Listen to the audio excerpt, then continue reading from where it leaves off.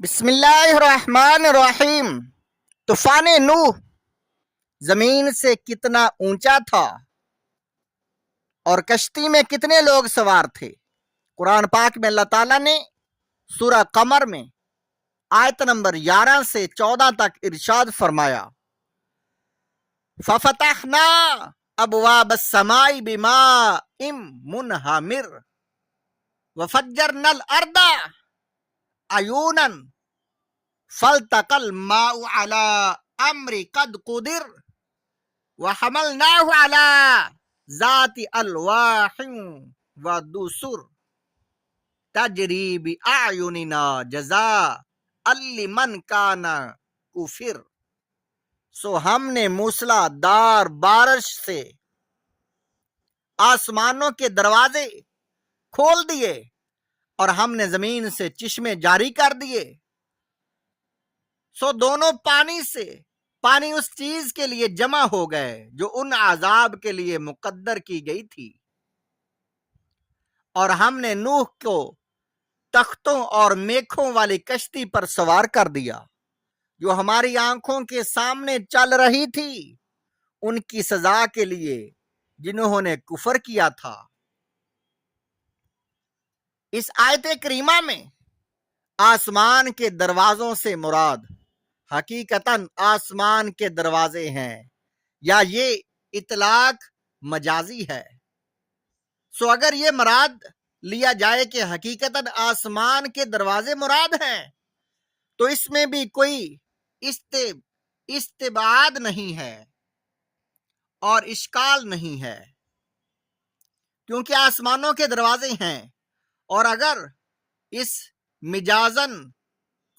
اس کو مجازن مراد لیا جائے تب بھی درست ہے، جیسا کہ جب شدید بارش ہو تو کہا جاتا ہے کہ آسمان کے پرنالے بہہ رہے ہیں۔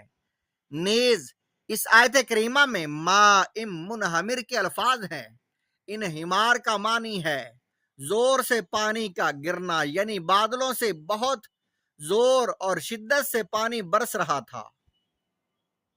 اور آگے ارشاد فرمایا، اور ہم نے زمین سے چشمے جاری کر دیے، سو دونوں پانی اس چیز کے لیے جمع ہو گئے جو ان کے عذاب کے لیے مقدر کی گئی تھی۔ اس آیت کریمہ میں عیون کا لفظ آیا ہے، اور عیون کا واحد عین ہے، اور عین سے مراد آنکھ بھی ہے اور چشمہ بھی ہے۔ یہاں اس سے مراد چشمہ ہے، مراد یہ ہے کہ دونوں قسم کے پانی جمع ہو گئے، بارش کا پانی اور چشموں کا پانی۔ اوپر بادلوں سے پانی برس رہا تھا اور نیچے زمین سے چشمے ابل رہے تھے، تو یہ عذاب ان پر نازل ہوا۔ حضرت نوح علیہ السلام اور مومنوں کو کشتی میں سوار ہونے کا حکم۔ اللہ تعالیٰ نے حضرت نوح علیہ السلام کو حکم دیا کہ آپ علیہ السلام ہر قسم کے جوڑوں کو سوار کر لو اور اپنے گھر والوں اور مومنوں کو بھی سوار کر لو، سوائے ان لوگوں کے جن کے غرق ہونے کا فیصلہ ہو چکا ہے۔ قرآن مجید میں ہے، حَتَّى إِذَا جَاءَ أَمْرُنَا وَفَارَتِ النُّورُ قُلْ نَحْمِلُ فِيهَا مِنْ كُلِّ زَوْجَيْنِ اثْنَيْنِ وَأَهْلَكَ إِلَّا مَنْ سَبَقَ عَلَيْهِ الْقَوْلُ وَمَنْ آمَنَ وَمَا آمَنَ مَعَهُ إِلَّا قَلِيلٌ۔ سورہ ہود کی آیت نمبر 40۔ حتیٰ کہ جب ہمارا حکم آ پہنچا اور تنور ابلنے لگا تو ہم نے نوح سے فرمایا، اس کشتی میں ہر قسم کے جوڑوں کو سوار کر لو، اور ان پر کم لوگ ہی ایمان لائے تھے۔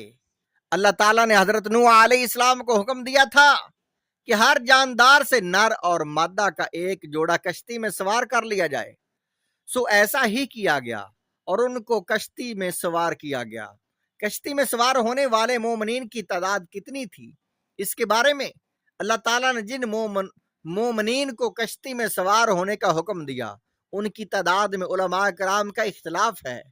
امام ابن جوزی آپ نے لکھا ہے کہ ایمان والوں کی تعداد میں 8 اقوال ہیں۔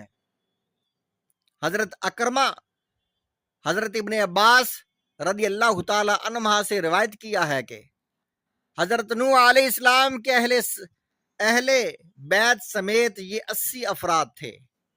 یوسف بن مہران نے حضرت ابن عباس رضی اللہ تعالیٰ عنہ سے روایت کیا کہ حضرت نوح علیہ السلام نے اپنے ساتھ 80 انسانوں کو سوار کیا، 3 ان کے بیٹے تھے اور 3 ان کی بیٹوں کی بیویاں تھیں۔ حضرت نوح علیہ السلام کی بیوی تھی۔ ابو صالح نے حضرت ابن عباس رضی اللہ تعالی عنہما سے روایت کیا ہے کہ کل 40 تھے۔ ابو نحیک نے حضرت ابن عباس رضی اللہ تعالیٰ عنہ سے روایت کیا ہے کہ کل 30 مرد تھے۔ قرضی نے کہا کہ حضرت نوح علیہ السلام اور ان کی بیوی اور ان کے 3 بیٹے اور ان کی بیویاں کل 8 افراد تھے، اور بعض نے لکھا ہے کل 7 تھے۔ حضرت نوح علیہ السلام 3 بیٹے اور ان کی 3 بیویاں، یہ اعمش کا قول ہے۔ ابن اسحاق آپ نے فرمایا کہ عورتوں کے علاوہ 10 افراد تھے، نفر تھے یعنی افراد۔ یہ مختلف اقوال ملتے ہیں۔ طوفان نوح، تنور ابلنے کا معنی اور اس کی کیفیت۔ اللہ تعالیٰ نے ارشاد فرمایا تنور ابلنے لگا۔ تنور کے متعلق کئی اقوال ہیں۔ اس کی کیفیت کیا تھی اور کیا معنی ہے اور کہاں سے یہ شروع ہوا؟ حضرت ابن عباس رضی اللہ تعالیٰ عنہما، حسن اور مجاہد رضی اللہ تعالیٰ عنہما کا قول ہے اس سے مراد روٹی پکانے والا تندور ہے۔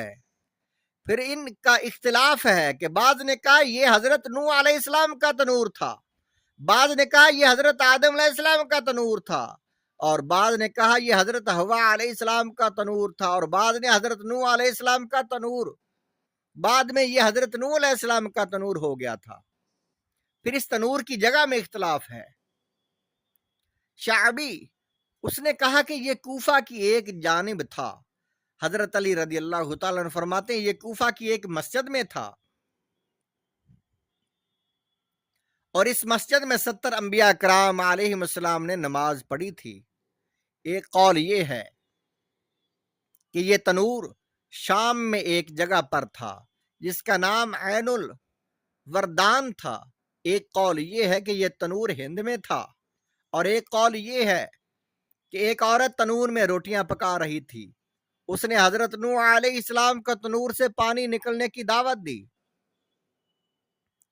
تو حضرت نوح علیہ السلام نے اسی وقت کشتی میں تمام چیزیں رکھنے شروع کر دیں۔ تنور سے مراد سطح زمین اور عرب سطح زمین کو تنور کہتے ہیں۔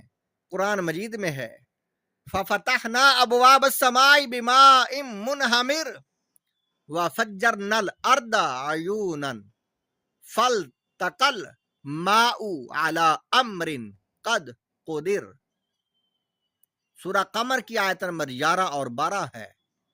پس ہم نے موسلادھار بارش سے آسمان کے دروازے کھول دیے اور ہم نے زمین سے چشمے جاری کر دیے، تو وہ پانی اس امر کے ساتھ واصل ہو گیا جو ان کی ہلاکت کے لیے مقدر ہو چکا تھا۔ تنور سے مراد زمین کے مکرم اور بلند جگہ، اور زمین کی بلند جگہ سے پانی نکلنا، تو اس کی بلندی کی وجہ سے اس کو تنور کے ساتھ تشبیہ دی ہے۔ ایک قول میں راجح قول یہ ہے کہ تنور سے مراد روٹیوں کا تنور مراد لیا جائے۔ طوفان نوح روئے زمین پر آیا تھا یا مخصوص علاقے پر؟